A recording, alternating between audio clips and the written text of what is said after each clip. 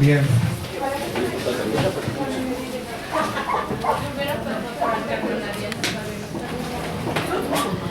A veces, bueno, muchos lo pensamos.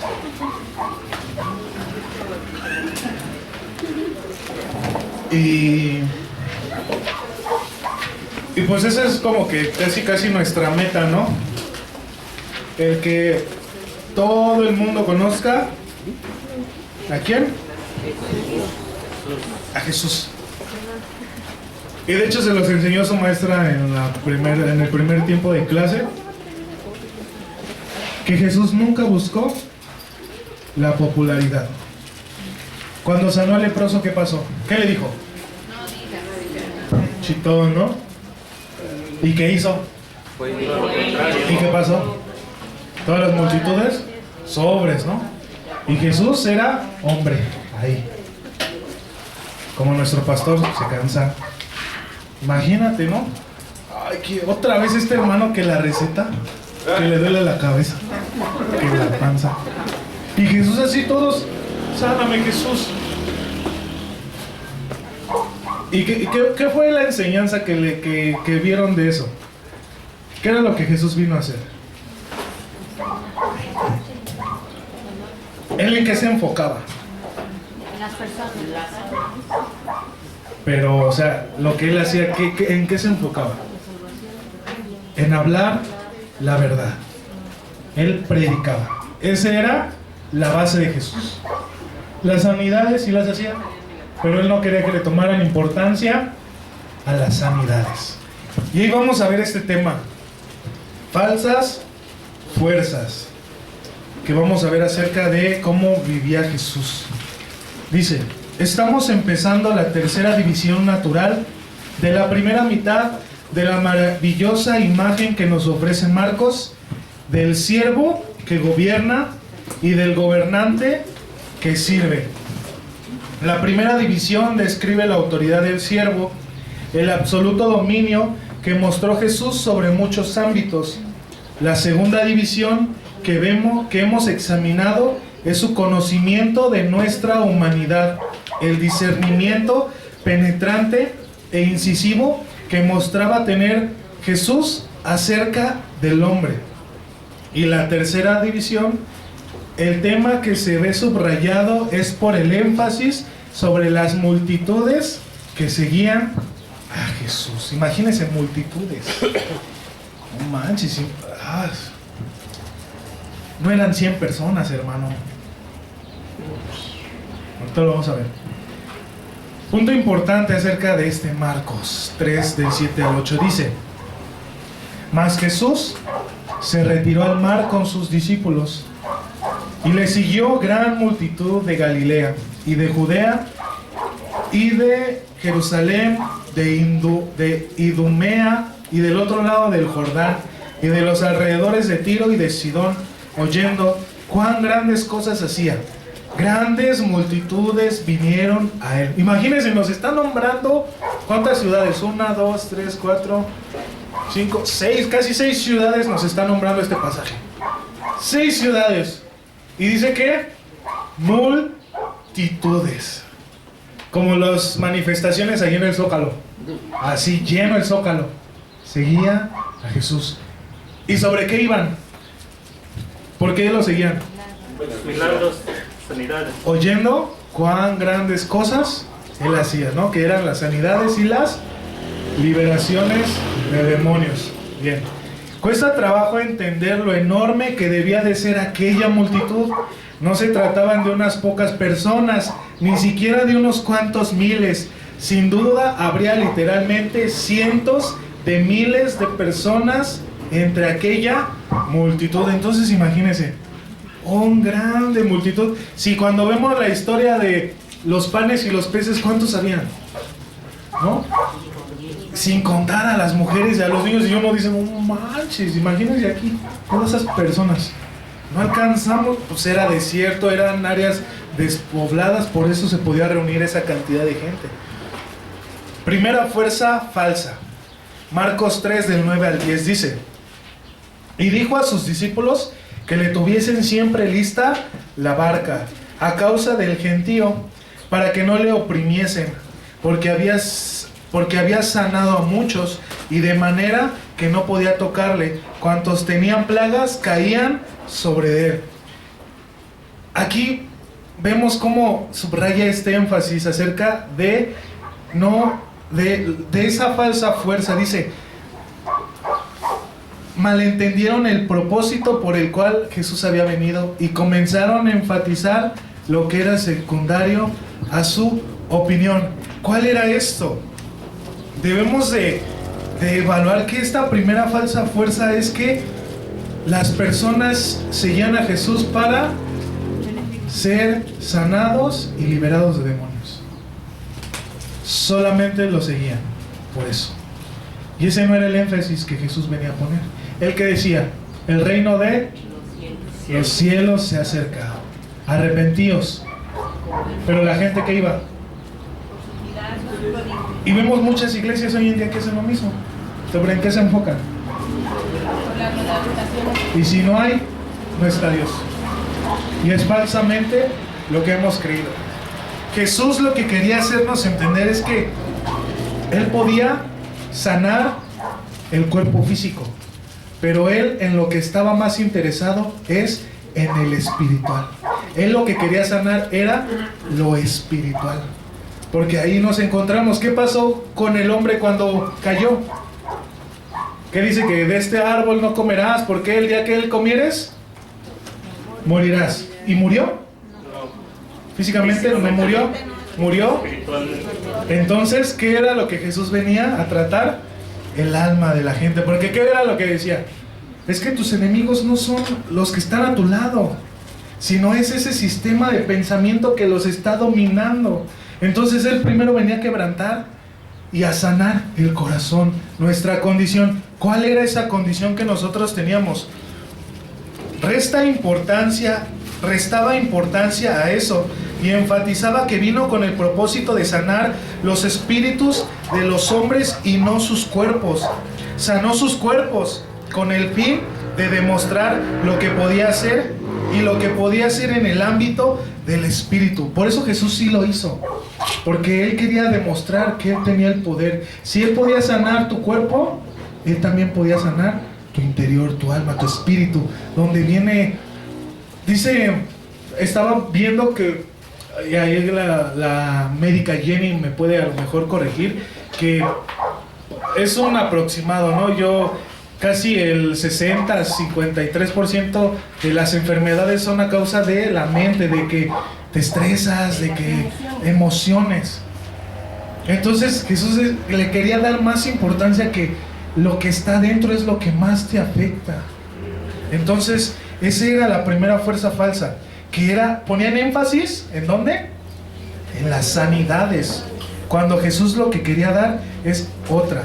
Dice, todo lo que la multitud quería era la sanidad, pero Jesús, ¿qué quería? Predicar. Eso es una de las cosas que sucede con popularidad hoy en día. Generalmente distorsiona un mensaje y enfatiza algo secundario, haciendo que sea equivalente a los ojos de la gente, de modo que se pierde lo más importante.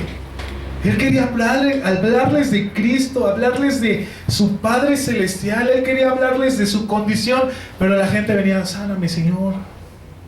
Y por eso lo seguían. Entonces nos damos cuenta cómo le restaban importancia a eso. La segunda fuerza falsa la vemos aquí. Marcos 3 del 11 al 12 dice: y los espíritus inmundos, al verle, se postraban delante de él y daban voces diciendo: tú eres el Hijo de Dios. Mas él les reprendía mucho para que no le descubriesen. ¿Por qué decía eso? ¿Usted lo lee y le entiende, la neta? ¿Por qué Jesús decía, es que no quiero que me descubran? Es que todavía no había acabado. Y no lea lo que sigue, porque ahí viene la respuesta. Su propósito, ¿no? Para lo que él venía a establecer, el reino de los cielos. Y entonces si lo divulgaban, si decían que él era el Hijo de Dios, pues se acababa, ¿no? La primera lo vimos en la clase primera de hoy, que les enseñó la maestra Vero. Que por qué le dijo al leproso que no dijera. Porque él no quería, él que lo que quería era poder entrar a las ciudades y predicar el evangelio, pero a causa de las multitudes ya no pudo entrar a las ciudades. Entonces aquí vamos a ver, dice, Marcos nos dice que cuando venían a Jesús siempre le reconocían y gritaban, Jesús, siempre les mandaba a callar. Uno de estos ejemplos está en Hechos. Vamos a Hechos.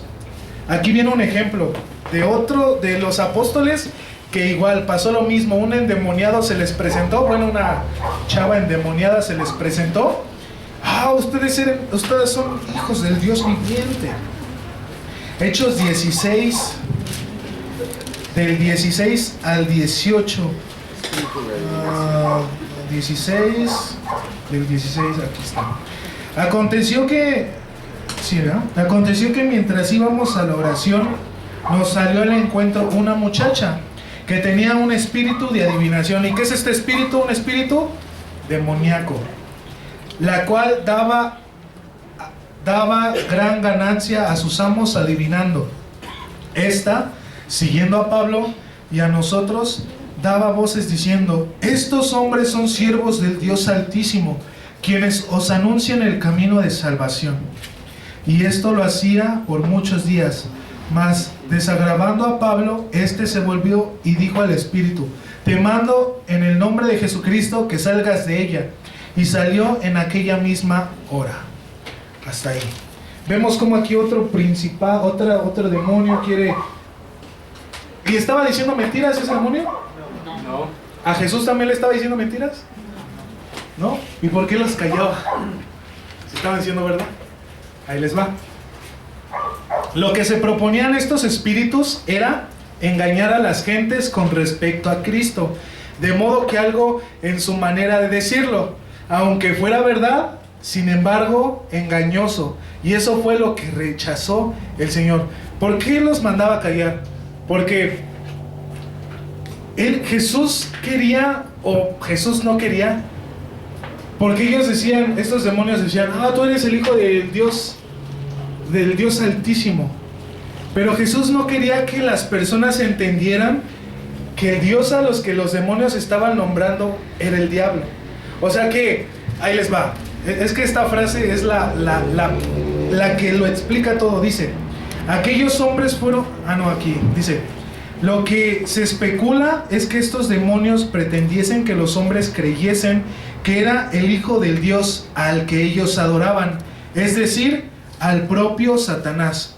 Cuando decían, eres el Hijo de Dios, la gente pudiese relacionar a Jesús con los seres demoníacos y con el demonio mismo.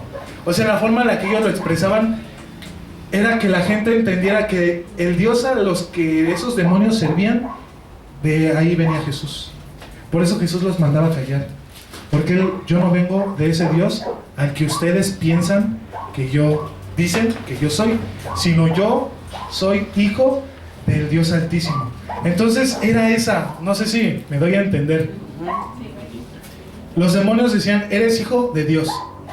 Pero ellos enfatizaban en el Dios que ellos servían, que era el diablo. Entonces no querían que la gente entendiera o malentendiera que Jesús servía al diablo o al demonio, sino que él, porque es que era la intención. Jesús sí servía, pero al único Dios, y ellos daban a entender al Dios al que ellos servían. Por eso no me acuerdo la verdad, pero entonces por eso le decían, creo, los fariseos que él era bueno, así porque los demonios le contestaban y le hablaban, ¿no? exacto, eso era lo que no quería decían que según echaba fuera los demonios por causa del sabuno. Eso lo vamos a ver más adelante. Pero eso es lo que quería Jesús dar a entender, que él no servía a ese Dios, al enemigo. Porque ¿quién gobierna el mundo? El diablo. Entonces Jesús, él quería demostrarlo por sí mismo, no por esas personas endemoniadas que andaban diciendo. Y nos damos cuenta que hay gente así, tú eres hijo de Dios, pero ellos dan a entender otra cosa. Y Jesús lo que quería dar a entender es, yo no necesito que tú lo digas, yo lo voy a demostrar. Vamos más adelante, dice la respuesta que dio Jesús ante esta amenaza, porque Jesús no quería que los demonios lo reconocieran. Primero por ese punto de que no lo confundieran con el Dios al que él seguía, y la segunda es por esto. Alguien que lea Marcos 3, del 13 al 19, por favor. Porque ahí nos damos, y a veces no lo entendemos, porque aquí es la elección de los 12 discípulos. Pero este pasaje va tomado de lo que acabamos de leer, de que esta persona dice, tú eres hijo de Dios. Esto va enlazado con el nombramiento de los 12 discípulos. ¿Alguien que lo lea, por favor? Después subió al monte y llamó así a los que él quiso y vinieron a él. Y estableció a 12 para que estuviesen con él y para enviarlos a predicar. Y que tuviesen autoridad para sanar enfermedades y para echar fuera demonios. A Simón, a quien puso por sobrenombre Pedro, a Jacobo, hijo de Zebedeo, y a Juan, hermano de Jacobo, a quienes apellidó Boanerges, esto es, hijos del trueno, a Andrés, Felipe, Bartolomé, Mateo, Tomás, Jacobo, hijo de Alfeo, Tadeo, Simón, el cananista, y Judas Iscariote, el que le entregó, y vinieron a casa. Ese pasaje va tomado de la mano y nos da una enseñanza con el pasaje anterior. Y uno le lee y dice, pues, ¿qué tiene que ver, no? Porque decimos, no, pues aquí ya cambió de tema, porque ya eligió a los 12 discípulos. Pero vamos a ver por qué. Dice, estos son los 12 a los que escogió Jesús. Es evidente que el contraste entre este párrafo y el anterior de Marcos quiere que entendamos que el testimonio que quería Jesús no era el de afirmaciones pretenciosas y títulos impresionantes de los demonios, por mucho que sean verdad, sino que deseaba más bien el testimonio de vidas cambiadas y las palabras de poder de hombres que habían estado con él y cuyas vidas eran diferentes como resultado de ello, que habían sido enviados a decir lo que habían oído y aprendido, y que por lo tanto tenían el poder para hablar con autoridad, incluso a los demonios. Esta es la clase de testimonio que él escogió, y el testimonio que sigue escogiendo incluso hoy. Por eso con todo está hermosamente conectado, no cambió. Ajá. O sea que entonces estamos hablando de que toda esa multitud que se acercó a él no hubiera llegado con esas intenciones, sino con las intenciones que tuvieron sus apóstoles, todos hubieran sido igual que ellos. Exacto. Lo que Jesús quería era... ¿Qué esperaban los judíos de Jesús? ¿O qué esperaban del Mesías? Un rey militar. Pero un líder político. Que los liberara de la esclavitud que ellos estaban pasando, que eran los romanos. Jesús, ¿qué les dijo? Que la batalla está dentro, que es en el pensamiento de las personas. Porque ellos hacen el mal, ¿por qué? Porque están siendo influenciados en su mente a matar, a robar y todo eso. Entonces, ¿qué decía Jesús? Por eso cayó a este demonio, aunque era verdad. Y aparte del primer punto que les dije al principio, que lo podían malinterpretar con otro Dios, era que Jesús quería demostrar que Él era lo que Él era por las vidas que cambió. Por eso vimos que escogió a Mateo. ¿Alguien? Como decía el pastor Francisco, nadie quería, y aparte que había traicionado a los judíos, porque ahora ese personaje, ¿a quién servía? A los romanos. Entonces Jesús lo que quería dar a entender es, yo quiero que me conozcan por las vidas cambiadas de las personas que me siguen. Y es lo que hoy mismo Dios quiere de nosotros. No que andemos diciendo, soy hijo de Dios en la camisa, o en el carro, o en el Facebook, porque inclusive yo también tengo así, ¿no? Soy hijo de Dios. Lo que Él quiere es tu vida, que tu vida demuestre quién es Jesús. Por eso el llamamiento de los 12 discípulos se conecta con el anterior, porque Él quería demostrar que Él era el Hijo de Dios por la transformación de estos 12 individuos, que eran nadie, o sea, pescadores, unos que todos odiaban, y que a través de sus vidas iban a impactar a todo el mundo, esas 12 personas. Entonces, esa es la respuesta. Jesús no quiere nunca que se hable acerca del cristianismo como defensor. Él desea siempre que a los que pudieran ser testigos, o sea, que pudiesen contar lo que les había sucedido. O sea, Él quería no que tú defendas tu cristianismo, no, sino que tú lo vivas. Él quiere que tú muestres a Cristo a través de tu vida, a través de lo que tú eres, no con lo que dices. Porque lo que dices, ¿qué pasa? Se lo lleva el viento, pero lo que tú eres es lo que impacta la vida de las personas. Por eso la gente dice, oye, ¿qué onda contigo, no? Entonces, eso es lo que Jesús quería enseñar. Esta frase me gustó mucho. Dice, aquellos hombres fueron enviados para llevar a cabo un evangelismo con un propósito, para predicar, para contar lo que habían aprendido de Él. Les fue dado algo que decir, y fueron enviados a decirlo, y les fue dado el poder sobre toda oposición. Entonces nos damos cuenta que Dios llamó a estas personas para que sus vidas, al ser diferentes, dieran testimonio de Cristo, pero también les dio autoridad sobre toda esa oposición, porque esa persona que se levantó endemoniada a decir, tú eres hijo de Dios, era una oposición que se levantaba en contra de Jesús, porque Él no quería ser conocido de esa manera. Imagínense que todos los demonios, tú eres hijo de Dios. Jesús no quería eso. Él quería que la vida de las personas dieran el testimonio de que Él era hijo de Dios. Dice, creemos que vamos a alcanzar las multitudes mediante grandes intervenciones, como pueden ser la radio, la televisión, el internet, etc. Por mucho que nos sirvan de ayuda, y aunque tengan su lugar, no hay duda de que no ocuparán nunca el lugar de un hombre o de una mujer que haya tenido una experiencia personal con Cristo. Este es el testimonio que ha escogido nuestro Señor. Porque ese nombramiento de ese demonio era publicidad para Cristo. Pero Cristo, a lo que más le importa es que nosotros con nuestra vida seamos ese testimonio. Porque puede pasar en la tele, ¿no? Y nos damos cuenta que ya hasta enlace, ¿no? Y hablan de Dios. Pero Dios no le, o sea, sí nos ayuda, pero no se interesa en eso. Lo que Dios quiere es que tú y yo, con nuestra vida, demos testimonio de quién es Cristo, de que hay un Dios de amor, de gracia y de misericordia. Por eso se juntan estos pasajes con el anterior.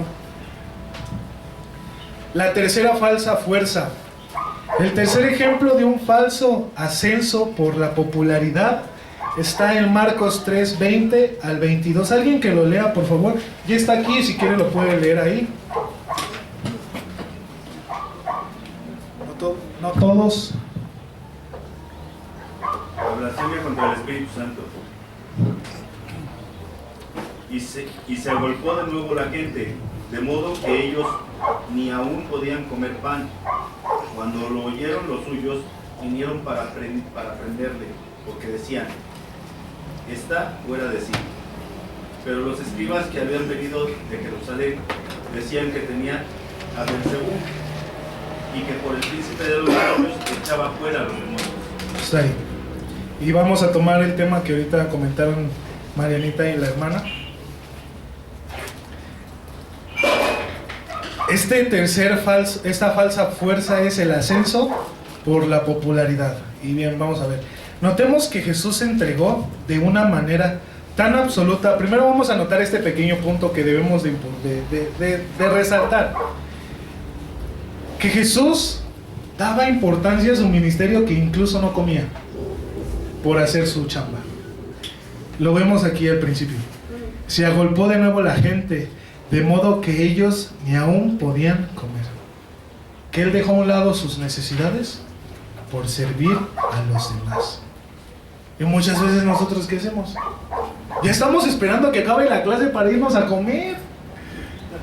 O ya que se acabe el culto, ¿no? Ya que estemos en la lona, ¿no? Ay, ya que acabe. Y acaba.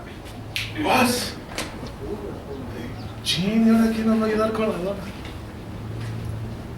O sea, ponemos nuestras cosas personales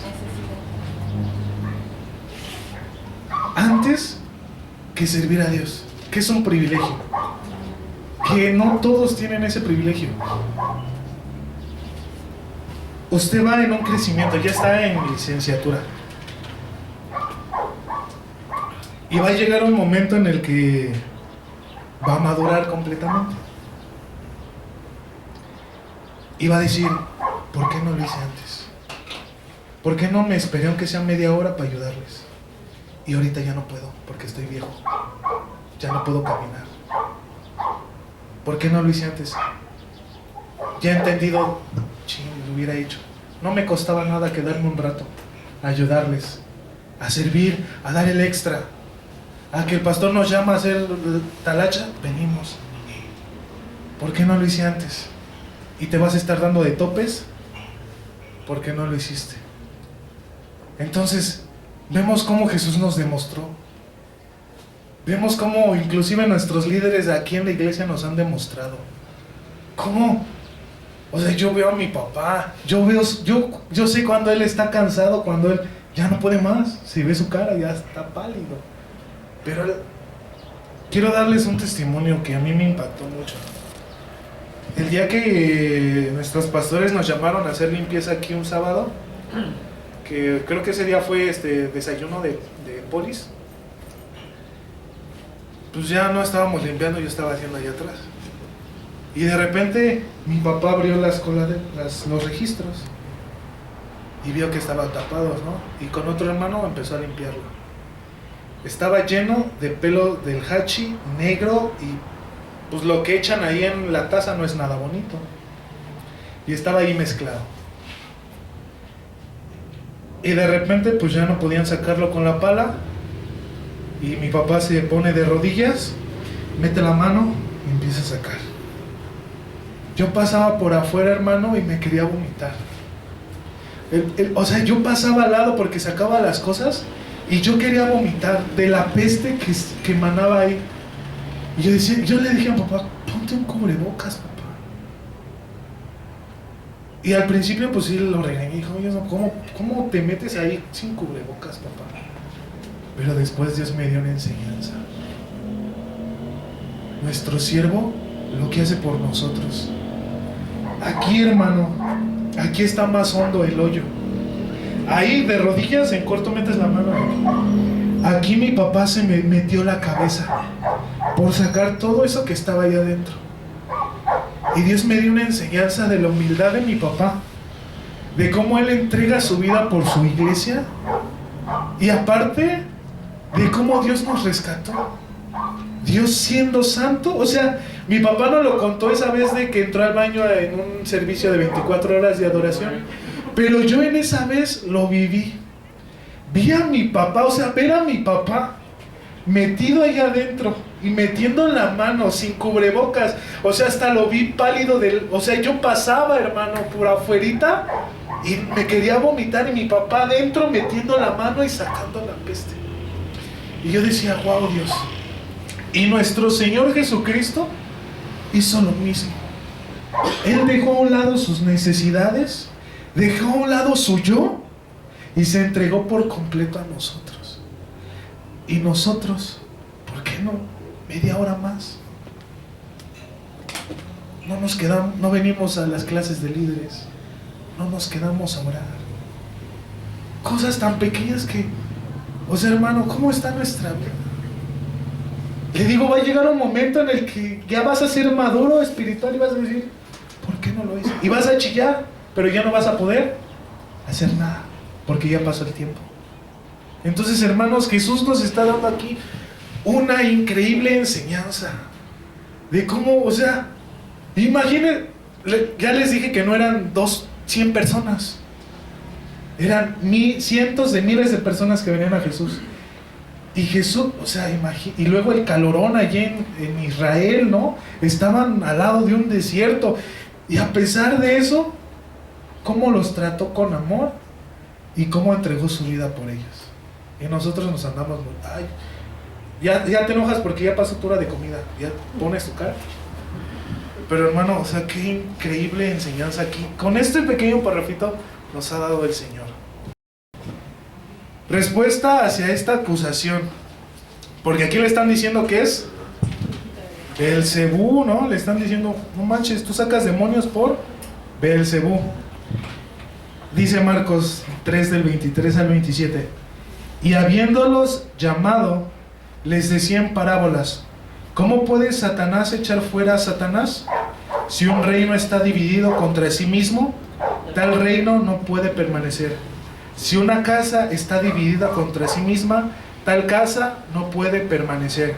Si Satanás se levanta contra sí mismo y se divide, no puede permanecer. Ay, perdón, es que se me acabó la pila. Qué testigo.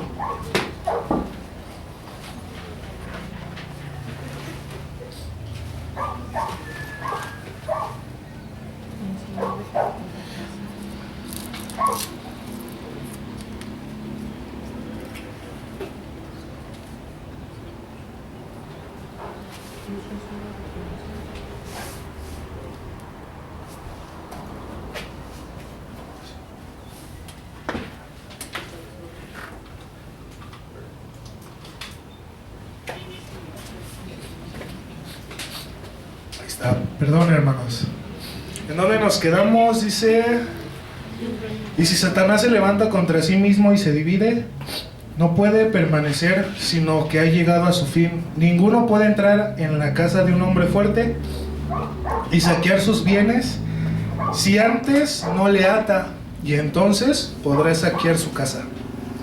Beelzebú quiere decir señor de la casa. Esta palabra Beelzebú significa señor de la casa, y es una referencia a Satanás como el rey del infierno. Entonces vemos cómo Jesús, o sea, las acusaciones que le daban a Jesús estaban bien establecidas, o sea, bien fundamentadas, ¿no? O sea, le decían, oye, ¿qué onda con esto, no? Pero Jesús, más sabio que ellos, o sea, pues era el Hijo de Dios.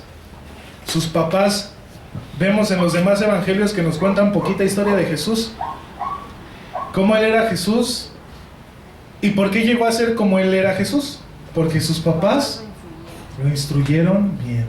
Y ahí hay una enseñanza hacia los padres, que lo que los hijos sean, mucha de la importancia es hacia los padres, cómo tú los estás instruyendo.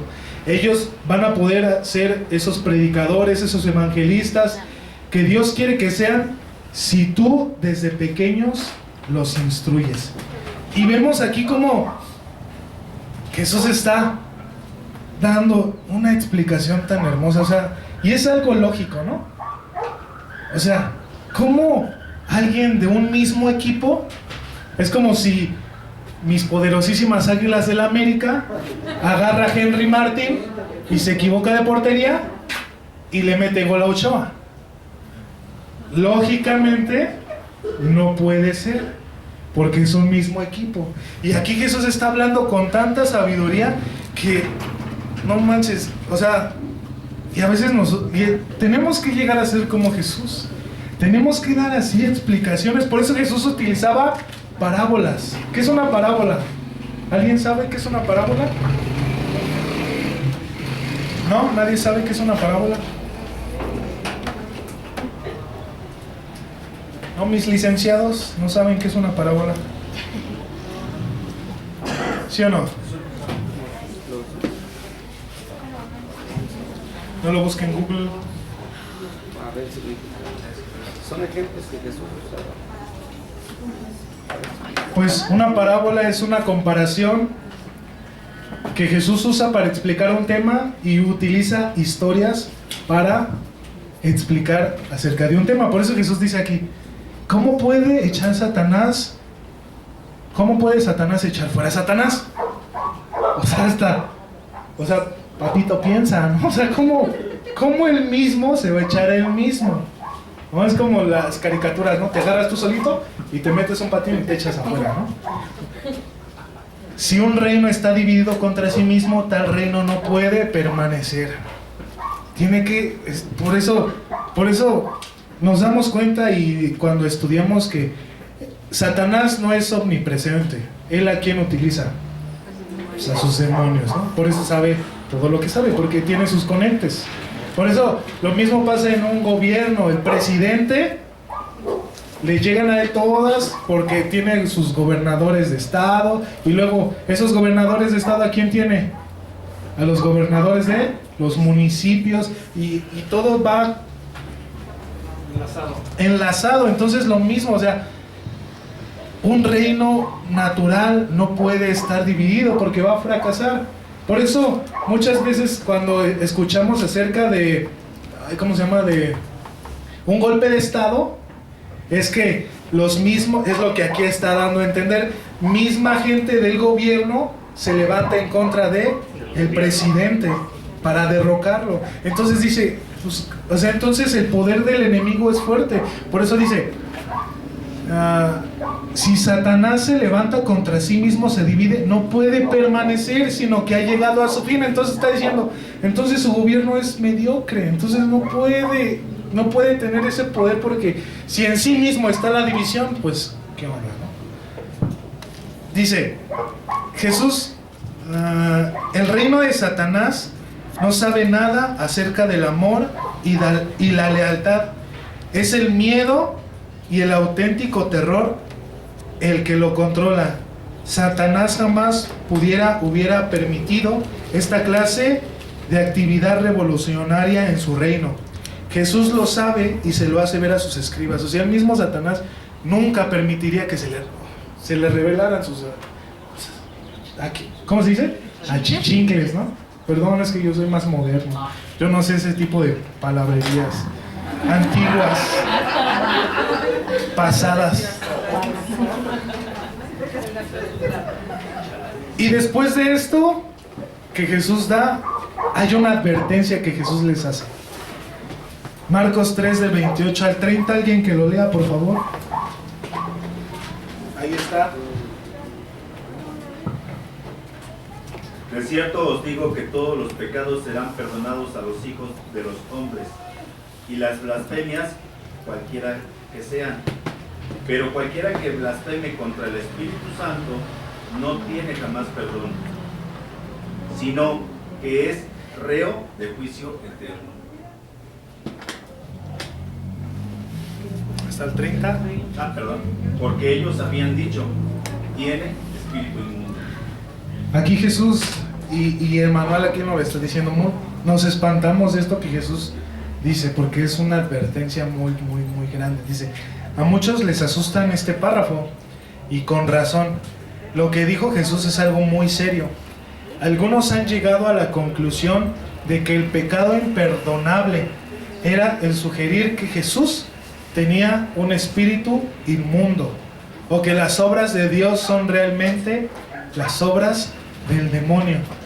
La blasfemia etimológicamente viene del griego blasfemia, que significa palabra ofensiva, injuriosa, contumeliosa, de escarnio, pero en su uso estricto y generalmente aceptado se refiere a ofensa verbal contra la majestad divina. Toda la obra del Espíritu Santo, esto es muy importante, toda la obra del Espíritu Santo tiene como fin exaltar, declarar y definir la obra de Jesús. De modo que rechazar al Espíritu Santo, blasfemar al Espíritu Santo, es rechazar el testimonio del Espíritu con respecto a Cristo. Entonces, ¿qué pasa cuando la gente no quiere escuchar a Dios? Está rechazando a quién. ¿Y qué hace el Espíritu Santo? Está dando testimonio de Cristo. Por eso la gente se condena a sí misma, porque ha rechazado a Cristo. No porque Dios lo condenó, sino porque ellos mismos no quisieron aceptar el testimonio que el Espíritu Santo a través de nosotros, cuando nosotros les hablamos de Cristo. Entonces ellos, al rechazar, ¿qué están haciendo? están cometiendo este pecado, esta advertencia que Jesús les está diciendo. Por eso la gente se va al infierno, porque rechaza a Cristo. Y aquí lo acabamos de ver. ¿Qué hace el Espíritu Santo? Declara, define, exhibe a Cristo. Él es el que nos va a enseñar. Por eso Jesús, cuando se iba, decía que el Espíritu Santo os enseñará todas las cosas.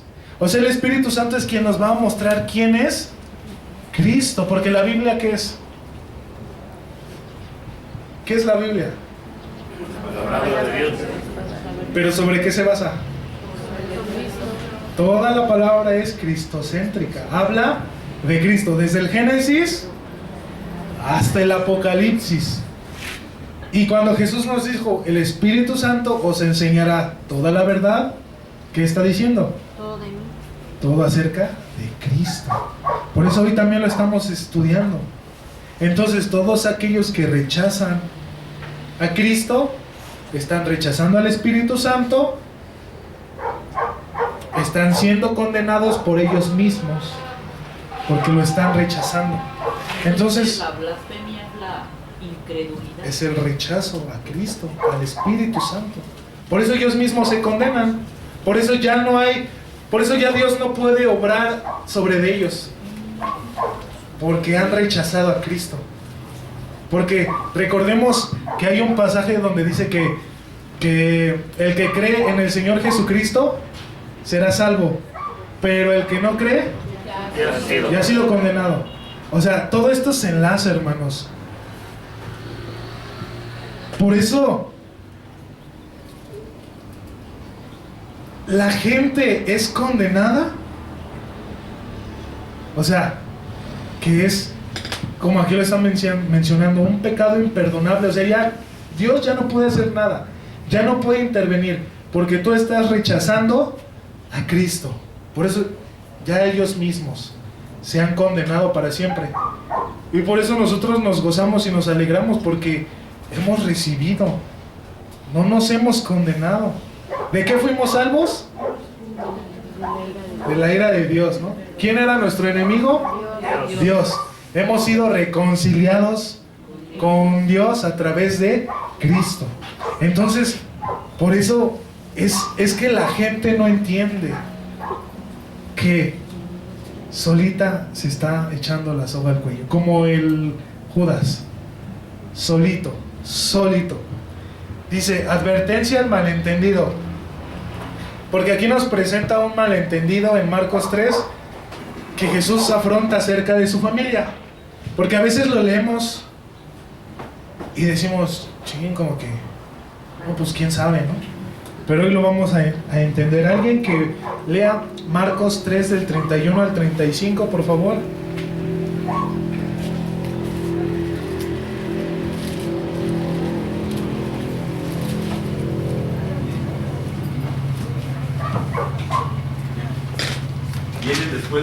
Vienen después sus hermanos y su madre, y quedándose afuera, enviaron a llamarle. Y la gente que estaba sentada alrededor de él le dijo, tu madre y tus hermanos están afuera y te buscan. Él les respondió diciendo, ¿quién es mi madre y mis hermanos? Y mirando a los que estaban sentados alrededor de él, dijo, he aquí mi madre y mis hermanos. Porque todo aquel que hace la voluntad de Dios, ese es mi hermano y mi hermana y mi madre. Yo una vez cuando lo leí sí dije, no manches, qué manchado el Jesús, ¿no? Porque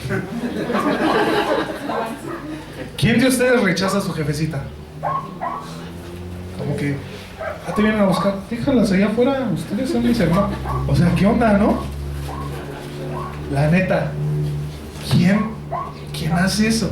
Pero aquí Jesús nos da una enseñanza, dice, todo aquel que hace la voluntad de Dios está más cerca de mí de lo que están ellos. Fue lo que Jesús quería enseñar.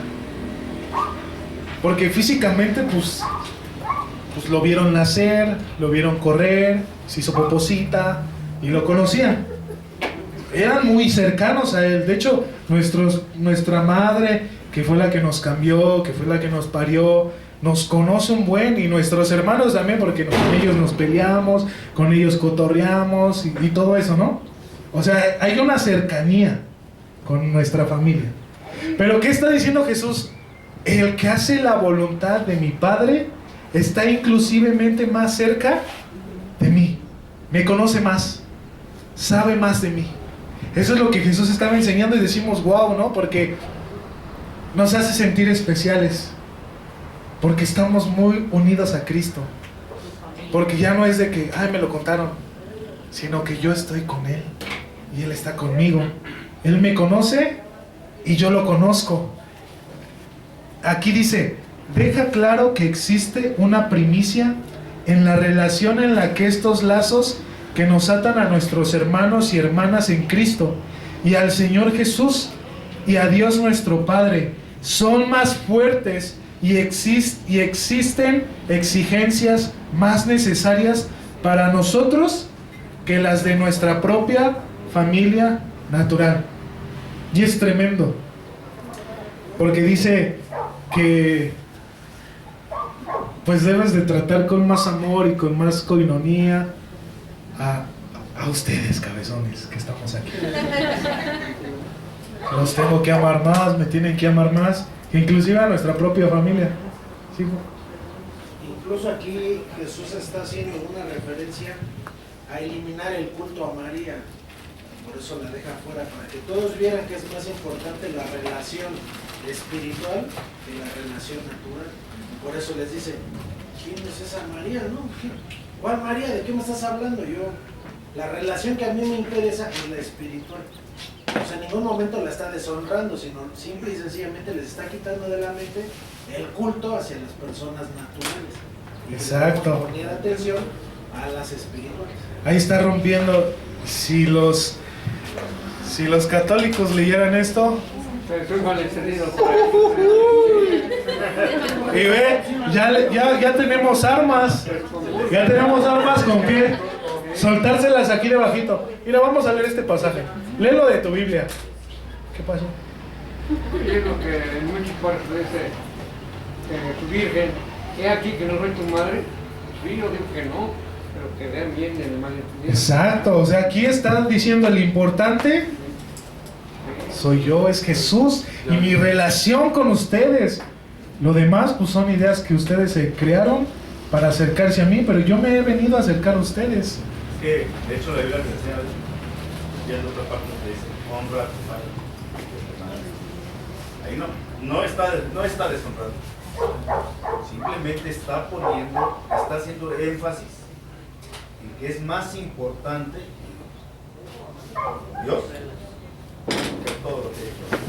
Y lo vimos anteriormente en la clase pasada de lo que les estaba enseñando, de que Dios vino a destruir paradigmas, cuadraturas, que es Dios más importante, es las personas más importantes que las normas, que lo establecido. Cuando algo se interpone a la verdad bíblica, ¿qué tengo que hacer? Yo tengo que seguir obedeciendo a Dios, aunque eso me quiere influenciar. Es como lo estamos viendo aquí espiritualmente, y nuestro pastor nos lo ha explicado con lo del COVID. El enemigo quiere callar a la iglesia. El enemigo quiere, y de hecho nos decía nuestro pastor que hay una enseñanza de un pastor que habla espiritualmente del cubrebocas, que nos están callando a nosotros como cristianos. El uso del cubrebocas es un símbolo espiritual de que nos quieren callar, que no hablemos de Cristo. Entonces, si hay algo que interpone lo que Dios ha estipulado, yo lo tengo que hacer a un lado. Yo sigo a Cristo. Si mi esposo no quiere caminar en Cristo, Otra enseñanza bye. Otro que pone también es que no debes permitir que nada interrumpa tu relación, en este caso con Cristo o con Dios, ¿sí? Que nada te lo interrumpa por otros.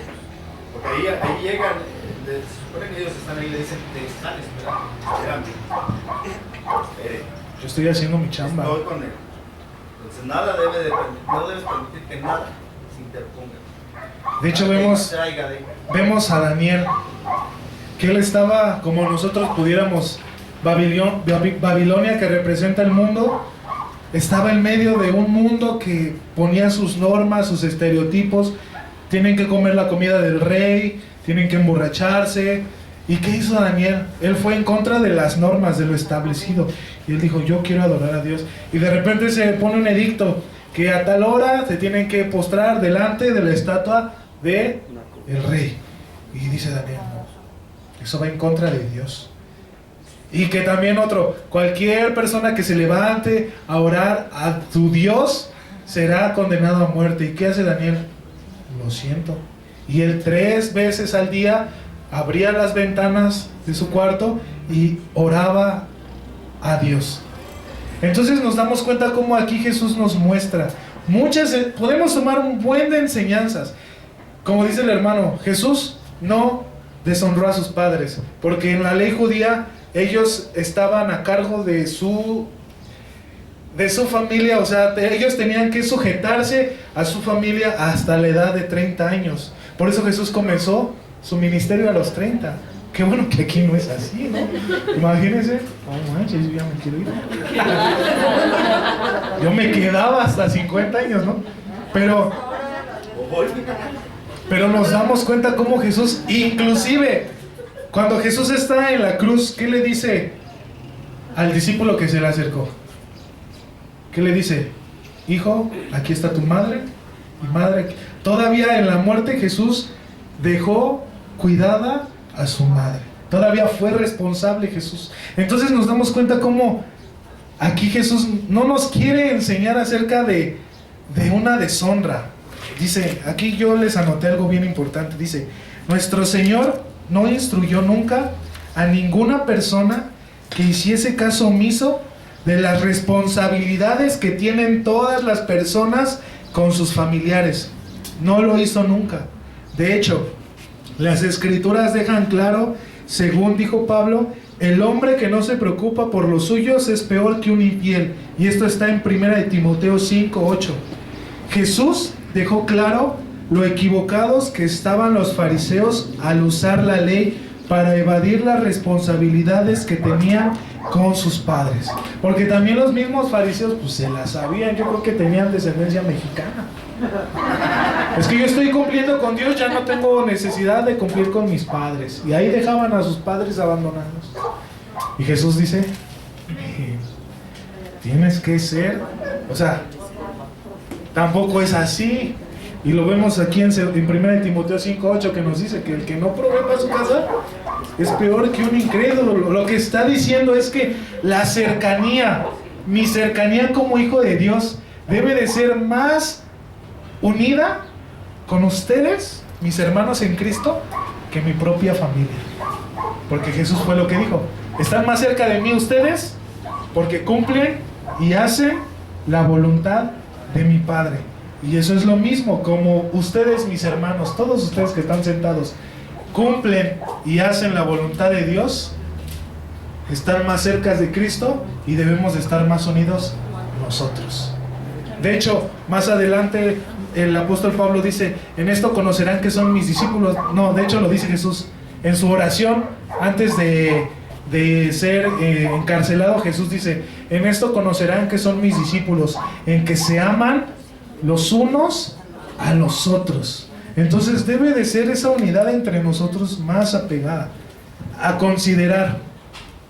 Lo que sí apunta muy claramente nuestro Señor es que cuando existe un conflicto entre lo que dice Dios, las exigencias de Dios en nuestra vida y el consejo y la opinión de nuestros familiares según la carne, lo que tiene prioridad es la palabra de Dios. Debe de ser decisivo en nuestra vida, y aunque somos responsables de exponer nuestra decisión con amor, compasión y comprensión, debemos seguir lo que dice Dios. O sea, ¿quién está por encima de todo? Dios. En nuestra vida, ¿quién está por encima de todo? Dios. Dios.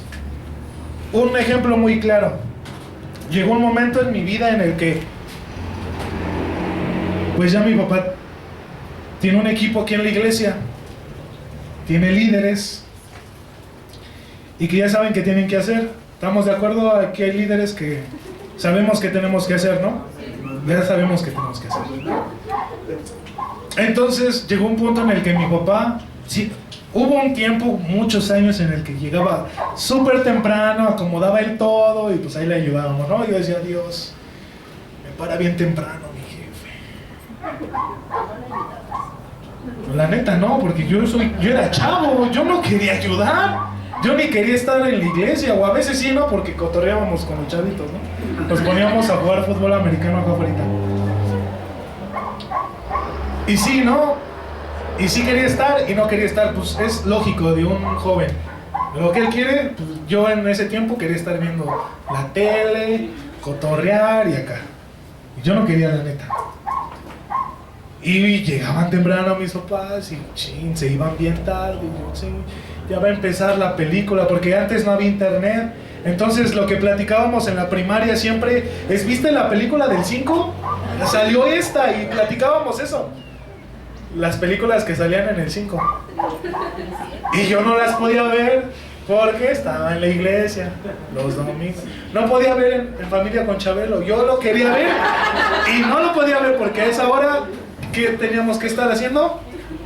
En la iglesia, en mis prados. Ay, padre. Y luego mi papá era líder de niños. Pero fuimos creciendo, la iglesia fue creciendo, se levantaron líderes. Gracias por los líderes, hermanos, de verdad. Gracias por los líderes. Se levantaron líderes que empezaron a hacer su chamba. Hay unos que no la quieren hacer, pero hay otros que sí. Es la mayoría los que sí la quieren hacer. Y llegó un punto en el que mis papás dijeron, pues me paro más tardecito porque ya tengo gente, ya tengo ayuda. Y yo tuve que tomar una decisión. Pues yo me espero a que mis papás se vayan, ¿no? Y yo me voy con ellos. Pero como el cristianismo es personal, yo tengo una obligación. Yo amo a Cristo, yo amo servir. Si mis papás todavía no están listos, yo amo a Cristo, mi relación con Él es personal. Yo decido llegar temprano, porque tengo una responsabilidad y porque te amo a Cristo. Y tomé una decisión. Y dejé a un lado a mis papás. Ya tengo 25, voy a cumplir 25 esta semana, hermanos. Voy a cumplir 25 años. No manches, ya me está llevando el tren. ¿Está en casa de? Oren por una yo de idónea, hermano. Y yo tomé una decisión. Y a pesar de que, o sea, mis papás están en Cristo y todo, pero ellos, al ver que ya tenían un apoyo, ya podían descansar más tiempo, yo tomé una decisión. Dije, mi vida con Cristo es personal. Yo decido ir, aunque mis papás no vayan, yo voy porque te amo a ti.